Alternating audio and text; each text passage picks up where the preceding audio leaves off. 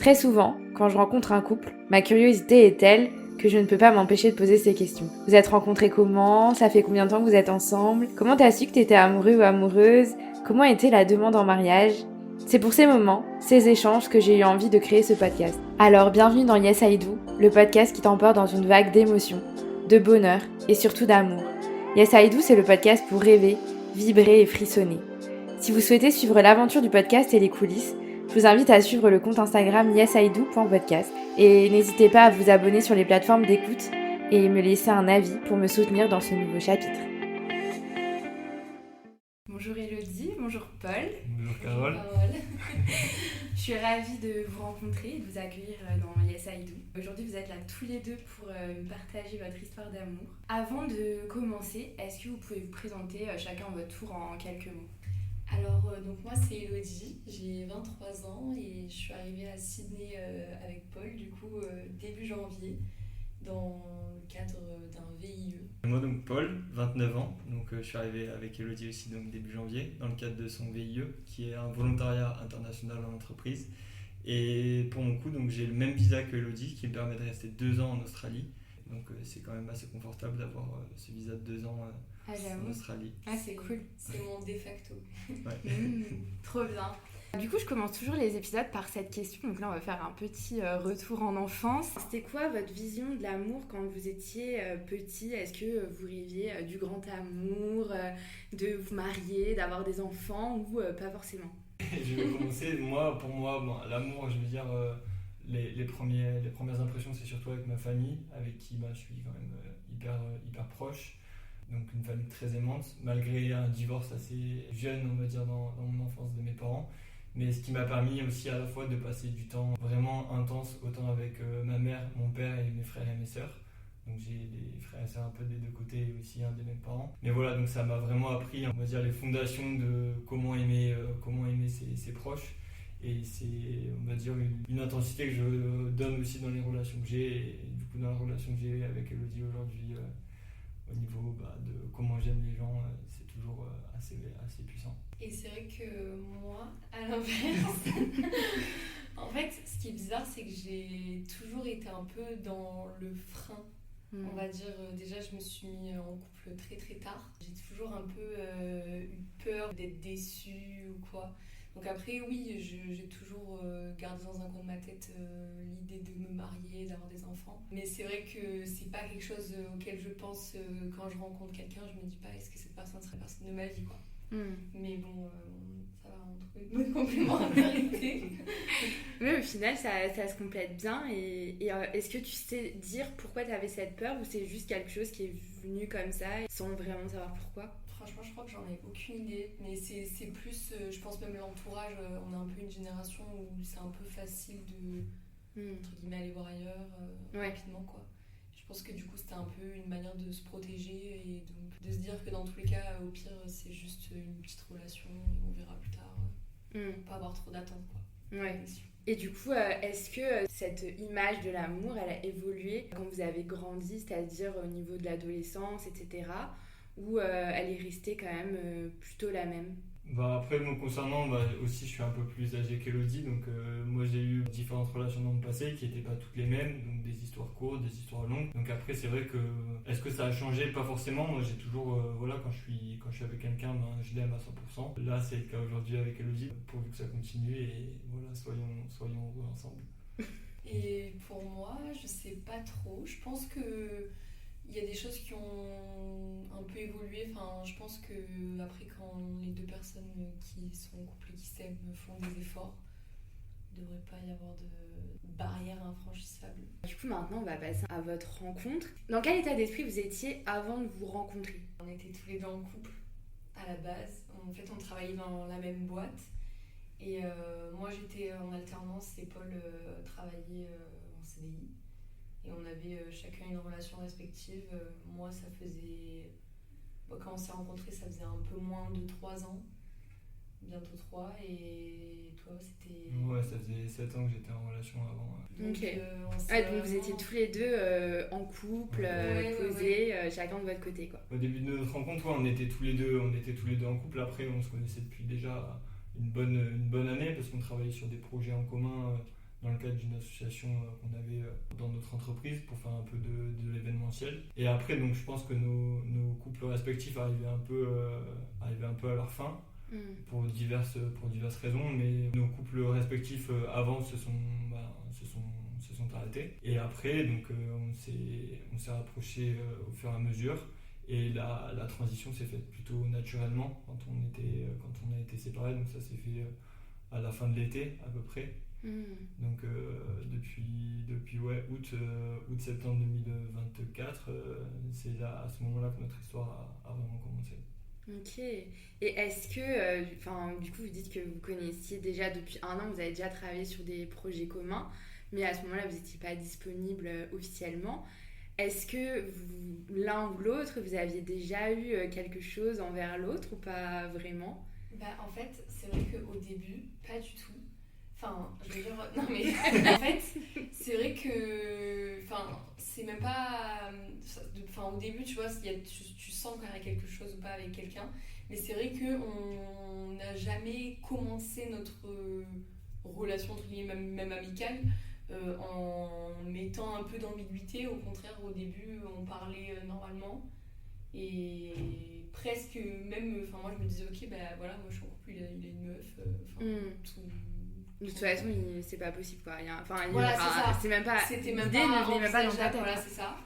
Et en fait, après, au fur et à mesure, on commence à parler. Et forcément, à la fin, quand nos relations commencent à vraiment plus du tout aller pour en plus des raisons différentes, et que on commence à avoir envie de continuer à parler l'un avec l'autre, en fait, ça met encore plus un terme à l'ancienne relation. On se dit, en fait, si déjà parler avec quelqu'un, entre guillemets, me donne plus envie que la relation avec la personne avec qui je suis, c'est qu'il y a un problème quelque part, quoi. Donc après, ça a un peu, je pense, précipité aussi la fin de nos relations respectives. Et voilà, quoi, on s'est un peu rendu compte que finalement, on aimait parler l'un avec l'autre. Et voilà.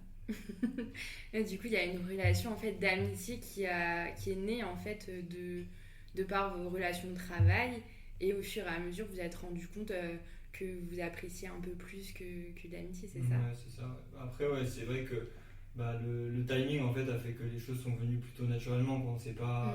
On n'a pas du tout, il n'y en a pas un qui a fait du rentre-dedans à l'autre à un moment donné, ou qui a pensé pour que les choses se fassent.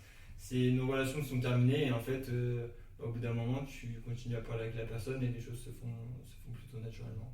Ouais, c'est assez fou en fait que vos 2 relations soient terminées au même moment. C'est fou quoi. Ouais. Mais c'est trop bien. Du coup, pour vous, comment vous avez fait cette transition de passer de collègue à justement, maintenant, on est en couple en fait. Comment ça s'est passé ? L'histoire est assez marrante. C'est parce que donc Elodie finissait son alternance fin août dans l'entreprise dans laquelle on était. Moi j'étais toujours en CDI. Et en fait, depuis le début de notre connaissance avec Elodie, il y avait on va dire ce spectre de ce contrat en Australie pendant 2 ans. Donc c'était un pourparler, sauf que ça a mis énormément de temps en fait à se décanter, jusqu'au moment où mi-août, Elodie a la confirmation, on va dire verbale et écrite, qu'elle allait partir en Australie pour faire son contrat. On savait juste pas quand. Ouais, on savait juste pas quand, mais qu'elle allait partir, c'était sûr.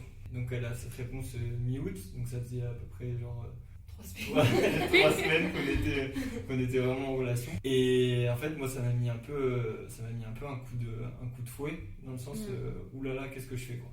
Ouais. Parce que de mon côté, en fait, j'étais en train de faire une mobilité interne, de changer de poste au sein de l'entreprise.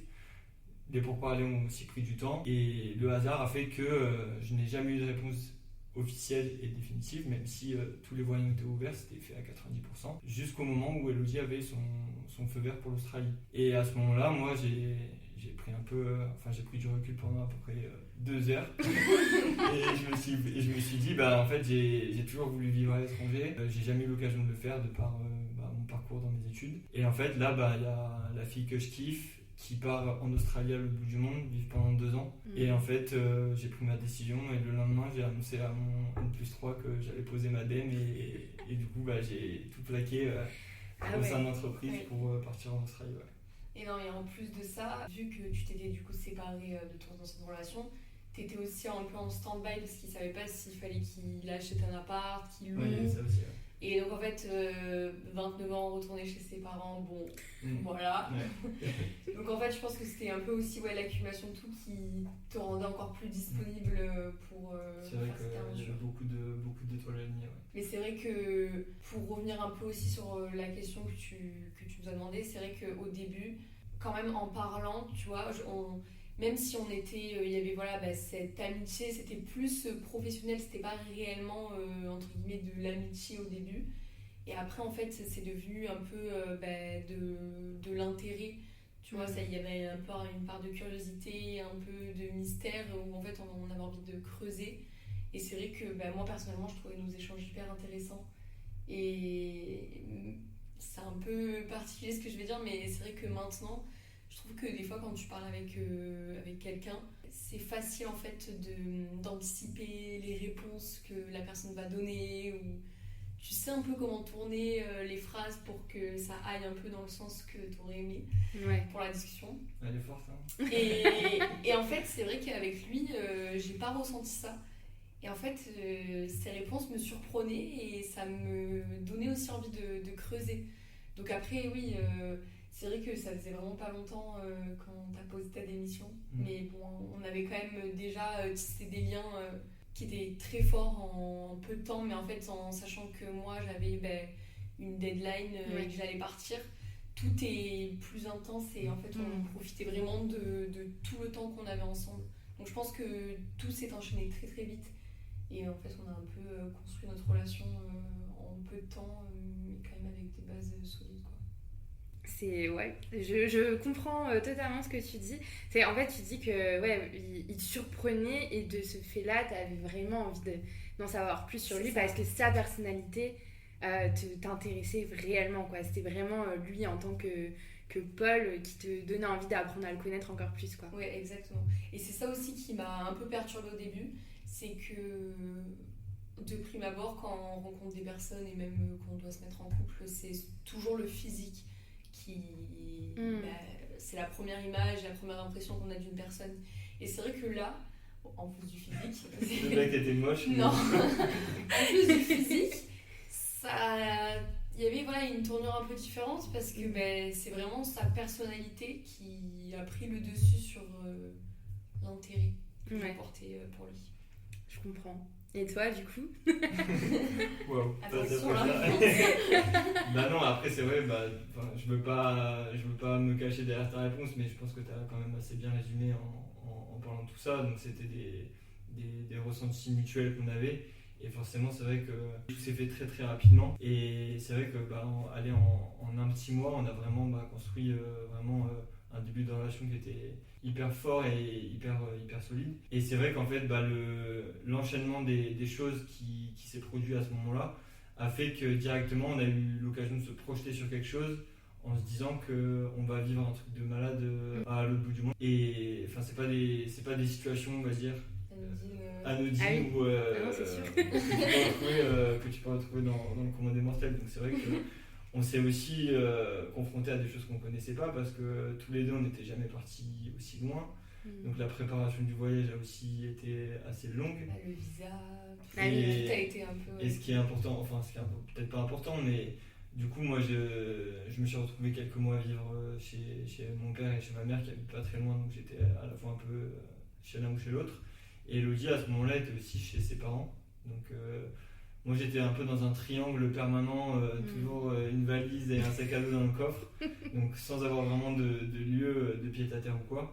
Donc c'est vrai que c'était une période assez intense mais aussi assez longue parce que derrière en fait le début de notre relation, aussi intense qu'il ait été pendant l'été où on est parti un petit peu en vacances, en fait on n'a jamais eu notre safe place où on s'est retrouvés tous les deux, on était vraiment tout le temps à droite, à gauche, chez l'un, chez l'autre. Voilà, donc il y a eu un peu une transition où on s'est dit on va partir à l'autre bout du monde sans vrai repère à ce niveau-là. Et sans avoir vécu ensemble. Sans avoir vraiment vécu ensemble et d'avoir notre chez nous ou nos moments vraiment à deux, quoi. Donc c'est vrai que ça a été un peu un saut dans l'inconnu à ce niveau-là. Mais bon, après, on a tous les deux rencontré les familles de l'un et de l'autre. Mais du coup, on n'a pas trop le choix. On a dû précipiter un peu les rencontres, quoi. Mais est-ce que, enfin là vous dites ouais c'est rapide, on a un peu précipité les choses, mais pour vous, est-ce que c'était vraiment rapide ou est-ce que ça vous a fait peur ou pour vous c'était vraiment naturel et vous vous êtes dit bah en fait dans l'idée qu'on se fait d'une relation c'est qu'il faut que ça mette tant de mois pour nanani et après au bout de tant de mois on va faire ci ça, mais au final vous avez plutôt suivi Alors il n'y avait aucun cadre là. Non, c'était hyper naturel en fait. Et c'est ça aussi qui rendait les moments encore plus intenses, c'est parce que vraiment on prévoyait absolument rien. Et c'était avec le recul et quand du coup on en parlait avec nos amis, tout le monde disait mais ça va vite en fait. Mais c'est vrai que on a tellement profité, j'ai vraiment pas la sensation, enfin en tout cas on s'est pas pressé de rien quoi. Ouais. Tout s'est très bien passé naturellement. Ça fait quoi 6 mois qu'on est ensemble, comme ça. Mois, ouais.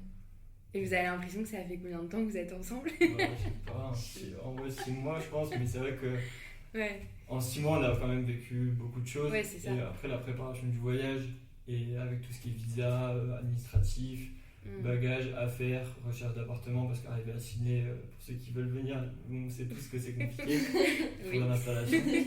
Mais voilà, donc c'est vrai qu'on a vraiment eu des projets de vie couple que certains couples peuvent avoir en fait au bout de plusieurs mois ou plusieurs années. C'est ça, ouais.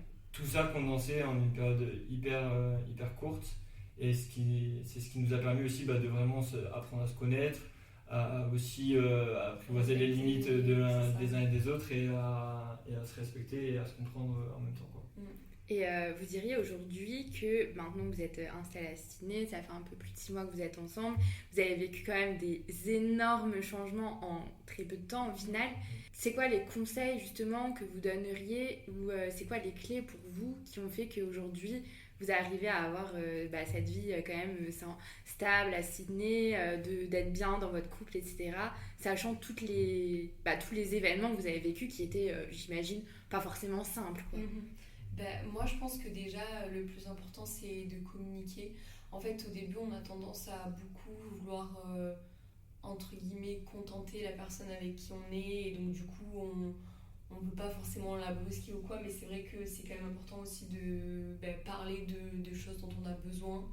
Et c'est vrai qu'on le fait encore plus ici, mais ça aide vraiment à d'écouter les besoins de l'autre et d'essayer d'adapter des fois des comportements qui pourraient ne pas plaire ou quoi. Donc je pense que vraiment l'écoute, forcément le respect.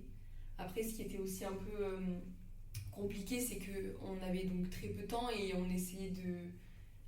moi je voulais voir par exemple mes amis dernière fois, pareil pour Paul, et sauf que forcément j'avais envie de l'intégrer aussi dans mon cercle et vice versa. Donc en fait en très peu de temps on voit beaucoup de monde, on essaye d'être constamment libre pour faire un maximum de choses et ne pas regretter. Et je pense que c'est quand même aussi important de des fois se retrouver un peu à deux et de faire passer un peu le couple en priorité, parce que il y a eu surtout à la fin une période où on s'est quasiment pas vu, tellement qu'on essayait de profiter de notre famille et de nos amis un maximum, vu qu'on savait en fait qu'on allait partir 2 ans, quoi. Donc je pense que c'est quand même important aussi de garder des moments à deux et d'essayer de garder la flamme. T'as des choses à rajouter? Non, après oui, c'est vrai que c'est les grands classiques, la communication, l'écoute. Après, c'est sûr que, quels que soient les couples dont on parle, c'est 2 personnes différentes qui viennent, surtout dans notre cas où on vient de 2 histoires complètement différentes et on s'est retrouvés assez vite tous les deux. Faut pas comparer ta relation du moment avec celle que tu as eue ou celle au pluriel aussi que tu as eu dans le passé. C'est juste un nouveau départ avec une nouvelle personne et aussi un nouvel assemblage de personnes. Donc que tu sois avec une personne ou avec une autre, ça fonctionnera jamais de la même manière. Donc oui, après voilà, donc moi c'est vrai que je suis toujours de nature un peu impatiente et tout comme ça.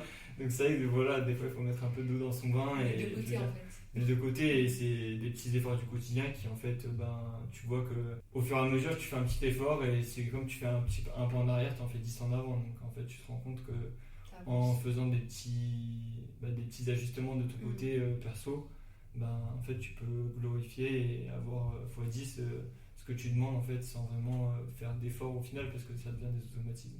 Complètement. Bah oui, c'est apprendre à connaître l'autre et à voir comment elle fonctionne, ses limites, ses besoins, ses envies, etc. Et essayer de faire matcher tout ça avec ses propres besoins et ses propres envies, quoi. Et la reconnaissance aussi, je pense que ça, c'est important de savoir quand on fait quelque chose de bien et que la personne nous le dit, forcément c'est toujours gratifiant pour le futur, même par rapport à nos familles respectives. Moi j'ai eu des discussions avec ses parents et vice versa, et le fait entre guillemets d'avoir aussi le soutien des parents alors que voilà, ça fait pas longtemps et qu'on se lance quand même dans une nouvelle aventure, c'est toujours important d'avoir l'appui des proches. Ouais, j'allais vous demander justement comment vos familles elles ont réagi à votre départ. C'est vrai que moi ça les a rassurés, mes parents. En fait ils savaient que j'allais potentiellement partir. Oui, toi c'était déjà acté que tu partais. Après ça reste des parents, donc bon, oui. entre le moment où tu leur dis que tu pars et vraiment toi qui prends tes valises et pars, ils ont un temps de réalisation un petit peu, je sais pas si ça se dit. Ouais, si.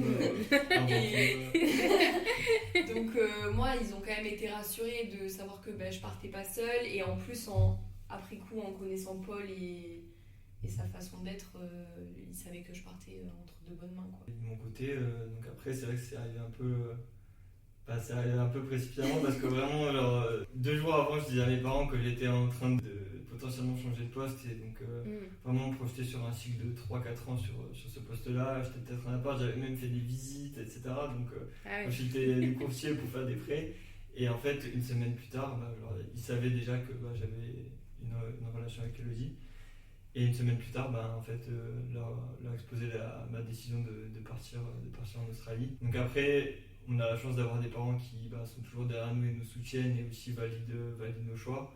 Donc on a des parents qui seront toujours derrière nous. En fait moi la plupart des retours que j'ai eu dans ma famille c'est fonce, vas-y, c'est génial ce que tu fais, t'auras aucun regret et let's go, quoi. Donc après c'est sûr que t'as pas la proximité, enfin tu pars pas à Budapest ou à Londres en échange, quoi.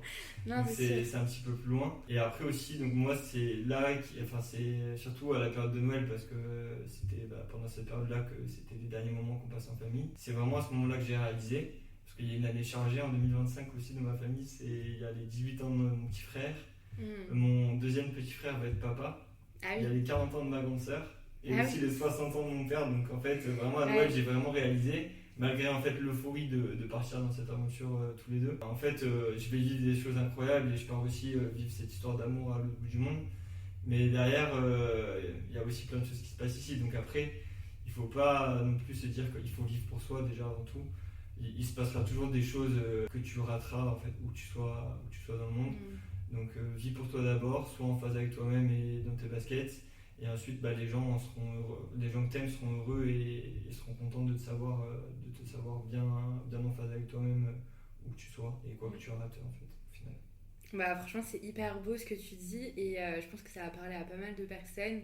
Et c'est un super conseil que tu donnes de se dire vivre pour soi en fait, malgré les événements qu'on peut manquer, malgré la famille qui est loin, etc. Parce que là, forcément. On est en Australie, donc on sait que c'est pas la porte à côté, et pour rentrer ça prend un petit peu de temps. Mais ouais, c'est un super conseil que tu donnes, et tu vois là tu t'es écouté, et au final vous êtes écouté parce que vous vous êtes dit allez, on tente l'aventure, on part à deux, alors que c'était pas forcément prévu à la base, et maintenant vous êtes là et vous vivez votre vie à Stenay, et c'est génial, quoi.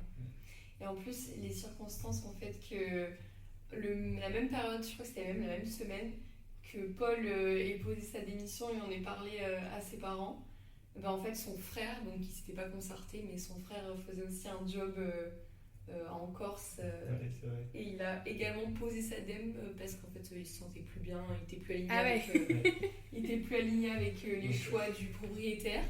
Et donc en fait, je pense que les 2 démissions d'un coup, les 2 démissions vie, sans se concerter, vous avez fini en même temps à peu près. Mais du coup, grâce à ça, tu as pu passer le mois de décembre avec ton frère aussi, qui serait resté en Corse sinon. Et au final, 2 démissions, et ça donne sur un départ en Australie et un bébé qui arrive. Comme quoi. Quoi, faut s'écouter, quoi.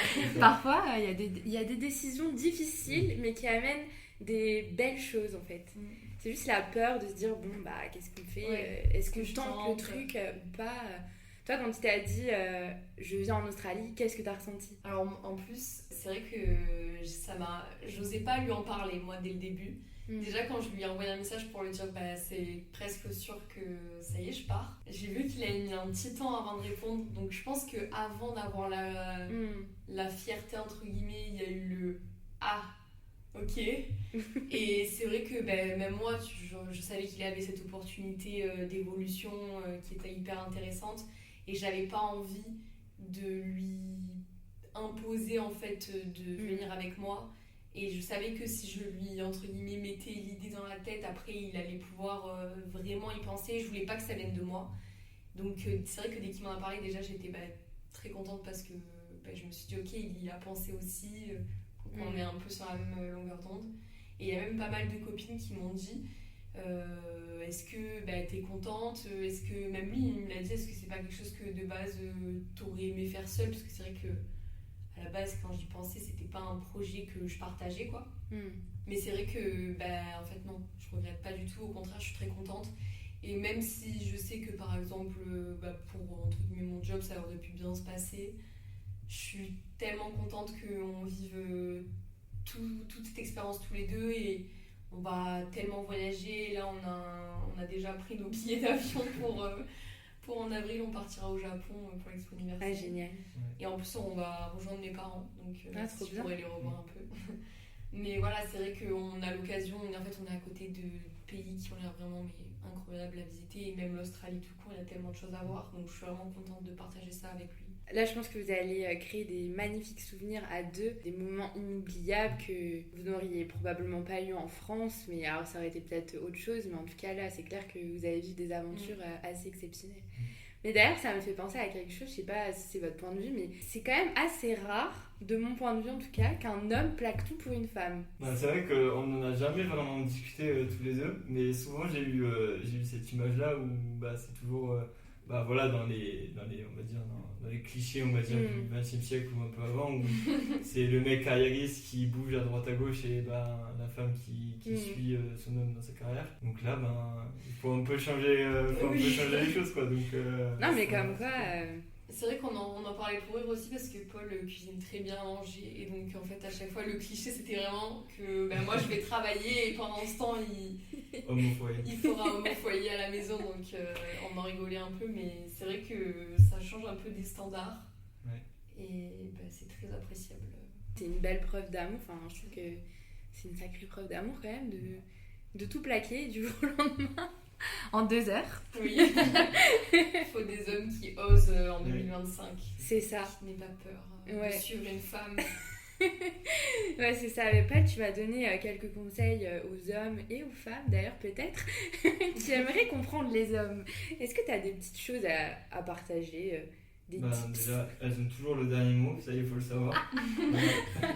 Même si vous pensez avoir raison, vous avez tort, ça sachez-le. Et après, qu'est-ce que je pourrais dire? Non, on a des conseils. Après, chacun vit. Je peux pas être le gourou qui va donner des conseils. Il y a aussi tellement à apprendre, et je veux dire, j'ai vécu mes histoires, mais tout le monde vit les siennes aussi. Mais donc ça rejoint un peu ce qu'on disait tout à l'heure. Donc soyons à l'écoute de l'un de l'autre, et voilà. Donc soyez vous-même aussi, donc n'essayez pas d'être quelqu'un d'autre. Moi je ne suis pas quelqu'un d'autre. Quand je suis avec Elodie, j'essaie pas de prétendre, ou j'essaie pas de me faire une image ou quoi, donc je suis moi-même, et c'est en étant soi-même en fait qu'on se sent bien à la fois avec sa personne et aussi avec les gens qui nous entourent, et c'est le cas dans notre relation avec Elodie. Ouais, je pense qu'il faut pas être fier et se dire en fait il n'y a pas de la femme est supérieure ou l'homme est supérieur, en fait c'est juste une question d'égalité, et il y a des moments où ça peut être moi qui vais plus prendre le lead sur certaines choses, et des fois au contraire ça sera Paul. En fait je pense que c'est aussi important de savoir se reposer sur l'autre personne, et même Paul, je pense que ça lui fait du bien aussi des fois de savoir que il peut se reposer sur moi, et qu'il n'y a pas ce poids entre guillemets que des fois on va imposer aux hommes entre guillemets. Donc je pense que c'est important. Et pour Paul, c'est un profil quand même hyper à l'écoute, pas que dans une relation, mais je veux dire tout court, même des besoins des femmes ou quoi. Je pense même pas que ça soit quelque chose qui lui ait traversé l'esprit en se disant attends, comment ça c'est moi qui vais rejoindre entre guillemets ma meuf à l'étranger. Je pense que c'est vraiment Donc toi, t'as écouté ton cœur, quoi, c'est ça? Oui, c'est ça. Après, il y avait aussi le schéma global dans lequel j'étais à ce moment-là. D'un côté, j'étais au niveau du logement dans une situation instable, on va dire précaire, même si je pouvais rester chez mes parents dans le besoin. J'avais un taf qui arrivait vraiment au bout de son cycle sans avoir la garantie que l'autre était validé, même si tout le monde prétendait que ça allait se faire. Et aussi un attachement fort avec Elodie qui a fait que au bout d'un moment, il faut peser le pour et le contre. Et là, c'était vraiment une opportunité vraiment en or pour aller là-bas avec Elodie. Et en fait, je me suis vraiment dit que si je le faisais pas et si j'allais penser de manière égoïste à suivre mon chemin, est-ce que j'aurais pas peut-être dans 1, 2, 3, 4 ans regretté amèrement ce choix-là. Donc après, j'ai 29, donc peut-être déjà je serais parti en Australie. Une relation à distance, on en a discuté à un moment, mais 2 ans à distance en étant en Australie, tu te vois une fois tous les 6 mois. Voilà, surtout quand tu n'as pas pu construire des bases très longues, il y a vraiment des différences, quoi. Et après, donc t'as 29 ans, c'est on va dire l'âge où tu deviens propriétaire, où t'as des enfants, où tu te maries, on va dire dans les mœurs globaux de notre génération. Et en fait, je me serais dit peut-être à 35 ans, mais en fait, merde, t'as raté peut-être le voyage et l'opportunité de ta vie, donc n'aie pas ce regret-là. Ouais. Mais n'aie pas ce regret-là et fonce en fait. Ouais, c'est clair. Et vous diriez à quel moment vous avez senti que vous êtes tombés amoureux l'un de l'autre? On s'attendait à cette question. En vrai, c'est hyper dur. Ouais. Je pense que de mon côté, en fait, il n'y a pas vraiment un moment où tu te dis ça y est, c'est bon, je suis amoureux. En fait, c'est vraiment tu vis des moments au quotidien avec la personne et que ce soit en couple, avec des amis, avec la famille. Sur l'organisation de projet, ce qu'on a fait aussi pour l'Australie, donc ça a quand même demandé beaucoup de ressources logistiques, émotionnelles pour préparer au mieux ce voyage. Et au bout d'un moment, en fait, tu te dis que la personne avec qui t'es, en fait, c'est une évidence, en fait, tout va bien, tout se passe bien, tu peux lui faire confiance, tu peux te reposer, comme tu disais, sur la personne les yeux fermés. Et en fait, tu te rends compte sans vraiment t'en rendre compte que ça soit venu à un moment donné, qu'en fait, la personne, t'es amoureux d'elle. Parce que si, parce que ça, parce qu'elle est présente, parce qu'elle t'aide, parce que c'est un support émotionnel, parce qu'en fait tu peux aussi t'épauler sur la personne. Et en fait ça vient de manière naturelle, c'est des petites actions du quotidien qui font que l'amour s'installe petit à petit. Il n'y a pas vraiment une grande porte à ouvrir où l'amour se cache derrière, tu vois. C'est vraiment une succession de petits efforts du quotidien ou de petites actions qui font que ça se construit petit à petit. Et je pense... notamment quand, en gros, juste après qu'il ait posé sa lettre de démission, on est parti en vacances chez son frère en Corse. Et en fait, même moi, à ce moment-là, j'ai réalisé, je me suis dit quand même, déjà, notre relation, elle est trop bien, tout se passe hyper bien. Et en fait, je me dis, il est quand même capable de me rejoindre à l'autre bout du monde, de tout plaquer. Sachant que comme il l'a dit, il est quand même très famille et rien que ça aurait pu être un gros frein. Et en fait, même moi, je me dis, est-ce que là, c'était ce que t'attendais? Est-ce que du coup, t'avais envie de partager ça avec lui?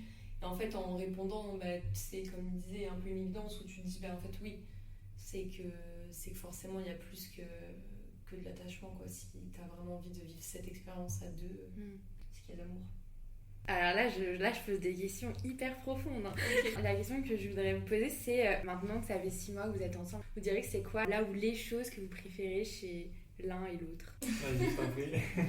Alors, déjà, c'est quelqu'un d'entreprenant, dans le bon sens. C'est-à-dire qu'il est très impliqué dans tout ce qu'on fait. En fait, il va se mettre un projet en tête et il va vraiment s'impliquer dedans et il va pas être gêné de faire des choses, il va tout le temps tenter. Et en fait, c'est vraiment motivant d'avoir quelqu'un comme ça et je sais que je peux me reposer sur lui. C'est quelque chose qui, par le passé, même en amitié ou peu importe, j'ai toujours eu tendance à prévoir les choses tout le temps et à très très rarement déléguer. Et en fait, je sais que je peux me reposer sur lui et que ça sera bien fait. Donc voilà. Je Après, dirais je ça. sais pas, moi j'ai pas une qualité précise, mais c'est vrai qu'on en avait déjà parlé, on en avait déjà parlé ensemble, mais c'est. Elodie est quelqu'un de hyper énergique, hyper vive, et en fait, cette énergie-là, elle la met vraiment dans tout ce qu'elle fait. Donc, vraiment, par exemple, ben, pour ceux qui nous écoutent, là, on est en train de chercher tous nos meubles pour notre appart. Elodie est vraiment une bombe atomique pour aller chercher tous les trucs sur c'est le Facebook Marketplace. Et vraiment, elle fait ça avec une énergie folle. Et en fait, que ce soit dans ça, que ce soit dans l'organisation d'un voyage, dans un moment qu'on va passer ensemble ou quoi, tout est fait à 100%, tout est fait vraiment à fond. Et il n'y a pas de faux semblant en fait. Donc ça, j'apprécie vraiment le fait que tout soit fait avec une intensité vraiment vraie. Et c'est comme ça dans tous les moments en fait, qu'on passe ensemble. Donc j'apprécie beaucoup. Là, c'est une question pas du tout prévue, mais vous êtes quel signe astrologique? Non, mais parce que des fois, ça Bah, intéresse. Hein. Parce qu'on a on a une meuf qui y croit là. Non, mais alors, je suis cancer, Ok. mais, et j'insiste sur le mais, je suis ascendant lion et lunaire lion. Donc, je sais pas quel mélange ça fait, mais c'est vrai que quand on regarde l'horoscope que du cancer, je m'y retrouve pas trop. Mais quand on met les ascendants et les signes lunaires, etc., corrélés, bah écoute, ce qui est bizarre, c'est que c'est quand même deux signes Ouais. très contradictoires, un petit peu. Mais voilà, en tout cas, je vis très bien. Donc, alors moi je connais juste mon signe, je suis Capricorne, mais je suis en train de chercher sur mon téléphone mon ascendant et mon lunaire. Donc, T'es ascendant Capricorne. je reviens vers vous au plus vite. Capricorne, c'est terre à terre. Le Capricorne, il fonce, mais c'est vraiment pareil, ça reste un peu l'organisation. Il aime bien un peu gérer des projets. Donc Capricorne, C'est quoi tes signes? Moi, je suis Gémeaux. J'adore les Gémeaux. Je sais que c'est hyper controversé, mais moi, tous mes meilleurs amis sont Gémeaux. Ouais, je suis Gémeaux, Alors. ascendant Poisson, que j'ai découvert il y a pas longtemps, et signe lunaire Scorpion. C'est un très beau mélange. moi du coup Ok. Capricorne, Balance, signe lunaire, et Bélier ascendant Bélier, ouais. Ok. Donc, signe à cordes. Ouais. Ah, j'avoue. T'es cul le garçon quoi. Mais balance, je pense que c'est ton petit côté balance qui, tu vois, des fois un peu. Non, je pense que t'es vraiment un signe de terre. Non, mais même bélier. Bah, en vrai, de ce que tu racontes, alors après, moi je suis pas du tout astrologue et voilà, mais de ce que tu racontes, c'est quand t'as pris ta décision pour partir en Australie, c'est t'as posé les pour et les contre, quoi. C'est vraiment quand même assez rationnel. Après ça a Mais duré 2 heures. voilà, bah Oui, tu ça a vois. duré 2 heures, Bah, voilà, mais il y a quand mais- même un côté rationnel. C'est ça, bah, c'est vraiment le bon mix. Ah, mais c'est vrai que ouais, de base, je sais pas ce que ça veut dire, mais dans tout ce que je suis quand même un mec qui se précipite un peu beaucoup Oui. des fois. Hmm, Donc Peut-être le côté bélier. dès que j'ai une idée, ça fonce et des fois ça réfléchit un peu après quoi. Ouais. Donc, Souvent. souvent même. Mais voilà, en tout cas tout est fait avec passion et avec intensité. quoi. Exactement. Bah, c'est ce qu'on demande, non? Faut vivre la vie à fond. C'est ça. Bah écoutez, on arrive sur la fin du podcast. J'aime bien poser cette question. Si demain vous rencontriez quelqu'un qui croit plus en l'amour, vous lui diriez quoi? Donc, qui n'y croit plus, donc quelqu'un qui. Par exemple, quelqu'un qui a pu vivre des expériences compliquées, et qui se dit bah en fait l'amour n'existe pas ou N'est pas c'est fait pas pour moi. possible pour moi ou ce genre de choses. Bah, en fait, déjà, vraiment la chose à retenir, c'est que dans vraiment une grosse majorité des cas, ta relation future sera très souvent mieux que celle dans laquelle tu as été dans le passé. Parce qu'en fait, tu sais ce que tu veux, tu sais ce que tu ne veux plus. Et en fait, même toi, tu vois, tu sais comment tu as été, s'il y a des choses qu'il faudrait améliorer, si on t'a reproché souvent même les mêmes choses par le passé. Et en fait, il faut pas se dire que l'amour n'est pas fait pour toi, en fait. C'est juste que t'es pas tombé à ce moment-là sur les bonnes personnes, ou que peut-être même des fois, toi, t'avais pas forcément la bonne attitude pour maintenir une relation. Et en fait, c'est juste avec toutes ces informations et tout le bagage que t'as eu par le passé, que dès que tu seras prêt à avoir quelqu'un, en fait, ça te tombera dessus. Très clairement, c'est toutes les fois où j'avais vraiment envie d'avoir quelqu'un dans ma vie, j'avais les moments où je tombais sur quelqu'un, ou du moins sur quelqu'un qui me convenait, quoi, et qui matchait avec ma personnalité. Et en fait, vraiment, il faut juste être patient et ouvert, en fait. Si mentalement, t'es pas ouvert, c'est sûr que ça sera compliqué de créer quelque chose avec quelqu'un. Mais il faut juste se dire que tu connais tes limites, tu sais ce que tu as besoin pour le futur. Et par contre, important, essaye de respecter ses attentes, parce que c'est pas être prétentieux d'avoir des attentes pour une relation. Si pour toi la personne ne correspond pas à ce dont tu as besoin à ce moment-là, en fait, ne force pas les choses, et c'est juste quelqu'un qui sera pas fait pour toi. Donc t'embarques pas dans une relation que même toi tu sais que tu auras du mal à suivre et qui va vous faire du mal à tous les deux. Et juste prends les choses comme elles viennent, fais des efforts et tombe sur quelqu'un qui est prêt aussi à faire des efforts. Et puis voilà, mais en tout cas vraiment, faut pas se fermer aux rencontres, quoi. Merci, c'est waouh. Je sais pas. Je suis abasourdi par la réponse. T'as rien à rajouter? Là, compliqué là. Je pense que c'était très très bien résumé. Écoute, merci Elodie pour ces mots. Je pense que alors je te rejoins totalement sur ce que tu dis, sur le fait que il faut pas baisser ses critères entre guillemets pour juste se mettre dans une relation, ni forcer quelque chose, parce que malheureusement quand on force quelque chose, généralement derrière ça marche pas forcément, ou en tout cas ça peut créer des complications, des problèmes, des traumatismes, ce genre de choses. Il faut reconnaître sa juste valeur. Non mais franchement c'est hyper important, et c'est ça que aussi j'essaye de diffuser à travers ce podcast, c'est de montrer que il faut pas rester bloqué dans une relation qui ne nous convient pas. Il faut pas non plus se forcer à être dans une relation parce qu'on a envie d'aimer ou parce qu'on a envie d'être aimé entre guillemets, mais en fait on baisse nos standards, on baisse notre valeur, et nos limites elles sont dépassées, et après on vit une relation qui n'est pas forcément saine et stable. Et après c'est vrai que peut-être il y a beaucoup de couples aujourd'hui qui sont encore ensemble par confort, on va dire, par habitude et par routine. C'est vrai que faut pas, c'est trop facile de dire ne restez pas dans ce schéma-là, vivez pour vous, etc. Donc il faut pas être donneur de leçons, mais c'est vrai qu'il y a tellement en fait, par des discussions ou par même juste des choix qui doivent être faits pour faire un rééquilibre dans une relation, ou même que la faire s'arrêter, ça va être un mal pour un bien, dans le sens où ça va te faire beaucoup de mal, parce que derrière tu clôt certes un chapitre avec une personne où il y a dans tous les cas eu des moments très forts, mais derrière aussi tu t'ouvres carrément une nouvelle perspective où toi tu vas pouvoir partir sur des bases saines déjà pour toi, donc homme ou femme, hein, mais aussi vraiment aller t'ouvrir à d'autres choses que tu aurais pu ne pas vivre en fait, en restant justement dans ce semi-confort dans lequel tu es. Donc après voilà, aujourd'hui c'est sûr que si tu as 3 enfants, un crédit et tout, c'est pas la même histoire, mais après voilà, j'ai pas de leçons à donner, mais je pense que aujourd'hui c'est un peu peut-être ce qu'on a fait nous ces dernières années, et aujourd'hui voilà, on n'a pas de regrets sur les choix qu'on a fait et sur la vie qu'on mène aujourd'hui.